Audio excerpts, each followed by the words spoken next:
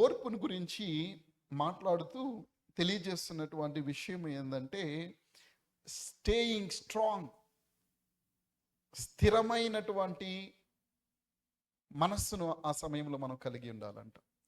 స్థిరమైనటువంటి హృదయాన్ని మనం కలిగి ఉండాలి.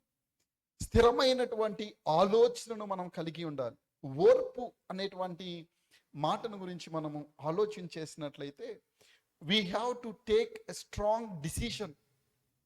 ఒక స్థిరమైన బలమైనటువంటి నిర్ణయాన్ని మనం తీసుకోవాలి. అందుకని దేవుని యొక్క వాక్యం ఏం చేస్తుందంటే, మీకు కలిగేటువంటి ప్రతి శోధనలో, మీకు కలిగేటువంటి ప్రతి బలహీనతలో, మీకు కలిగేటువంటి ప్రతి పరీక్షలో ఓర్పును మీరు కలిగి ఉండండి. స్థిరమైనటువంటి మనస్సును మీరు కలిగి ఉండండి. స్థిరమైనటువంటి హృదయాన్ని మీరు కలిగి ఉండండి. స్థిరమైనటువంటి ఆలోచనను మీరు కలిగి ఉండండి. ఇంకా ఏమన్నారంటే, స్టేయింగ్ ఫోకస్డ్. ఒకే విషయము మీద ఆలోచనను మనం ఉంచాలంట. అంటే దాని అర్థం ఏంటంటే, ఇమీడియట్గా మనము శోధింపబడేటప్పుడు, మనము పరీక్షింపబడేటప్పుడు దేర్ ఆర్ టూ థింగ్స్. రెండు విషయాలు మనకు ఎదురవుతాయి.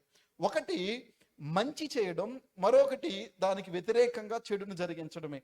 ఒకటి ఆ శోధనలలో పడడం, లేదంటే ఆ శోధనను జయించడం.